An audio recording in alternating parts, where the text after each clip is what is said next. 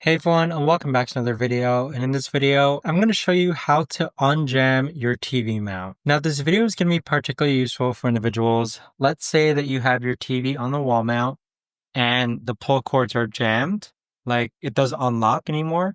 How do you actually go ahead and fix that? So there's two options you can try. The one that worked for me is that I actually grabbed a metal wire or a metal hanger and I used it to actually slide behind my TV and push the prongs out so that it unlocked my TV. So this is what worked for me.